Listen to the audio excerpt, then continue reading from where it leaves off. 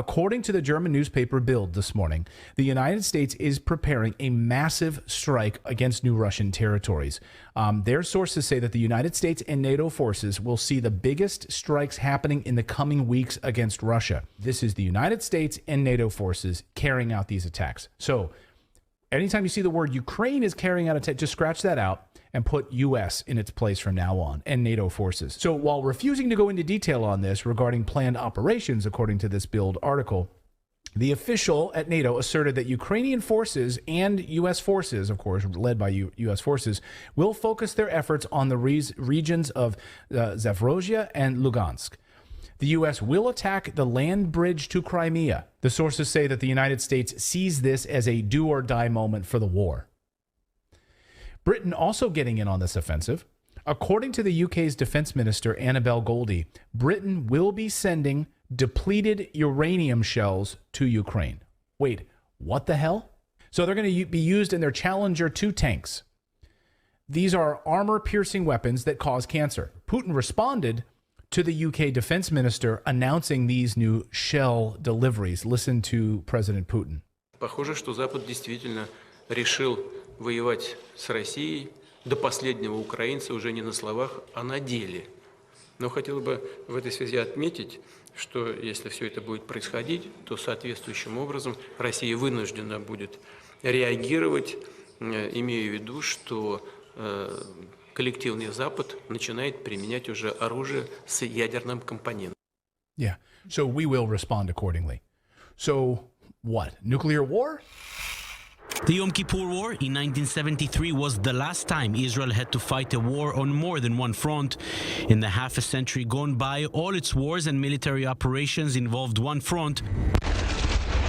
But that relatively comfortable reality may be changing. The privilege that the state of Israel had of saying that we will only fight a limited war in Gaza or in parts of the West Bank is ending. The Minister of Defense, well aware of what is happening around Israel's borders, thinks the next time will involve various arenas, all guided by the same head. We have fightings in Syria, infiltrations from Lebanon with potential for escalation, everything happening in the West Bank and the reality in Gaza. Even if the arenas do not seem connected, we are fighting against one hand sitting in Iran, sending different arms trying to harm us. The idea itself is not new. This was the main goal of Qasem Soleimani, the former head of the Quds Force, in charge of foreign operations of the Iranian Revolutionary Guards. Soleimani was killed in an American strike 3 years ago, but his plan did not die with him. There will be a decisive response wherever the resistance is at any spot in the world. We will avenge the blood of our leaders and carry on with their resistance. Authorities in Germany, they have carried out a series of raids on properties linked to a group known as the Reichsbürger Group. Now, that is the far-right network that was implicated in an alleged plot last December to overthrow the German government. German law enforcement estimate that the extremists have up to 23,000 supporters nationwide. Tobias, it's good to have you with us. I mean, we want to let our viewers know you actually went undercover. You had a false identity. You lived with these people. What are they like and how dangerous are they? That's not such an easy question as it might seem, because the Reichsbürger movement is not like one network, one certain type of extremist or something like this. It's more like a conspiracy theory, which is deep-seated in German history, in Nazism, which became extremely widespread. So the problem is not only this manifestation of far-right conspiratorial theorists, but an idea which takes more and more violent forms in today's society. What was the message? I mean, what kind of world do they want to see be created? It's the same fantasy every far-right activist has. It's the idea of an homogeneous society without the other, the foreign one, those up there, the elimination of the enemy within, stuff like this. Yeah, any plans that this group, may have to overthrow the government? It's easy to say that, and it's extremely tough to talk about the contents of fascist ideology. So those ideas Right. So the idea of those up there trying to eliminate or to damage the German people, those ideas came back to center of society, and people who don't consider themselves to be far right said, well, yeah, that sounds pretty good.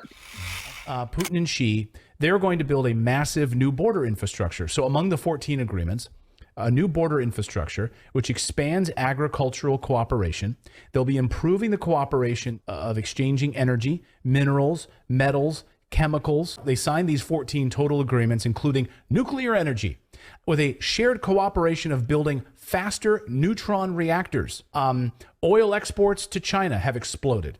And another area of agreement moving forward is on this massive new pipeline, the Mongolian pipeline from Russia to China. And then the Chinese president got on an airplane and started to fly home. They shook hands. They were caught on camera talking about how this will be the greatest change to the world in 100 years. And Putin said, I agree, my friend, and have a safe journey. Watch this. Перемены, которые не было в течение 100 лет. Как в месте двигаем эти перемены. Перекиньте, пожалуйста, дорогой друг.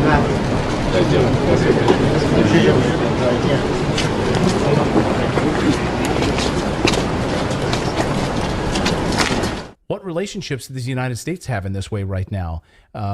Think about the tale of two summits, right? President Biden flying into Saudi Arabia to try to push them for more oil production, right? Yeah. Agreements with Saudi Arabia. Instead, what did Saudi Arabia do? They ended up mocking President Biden behind his back after he left. They called him like a fool.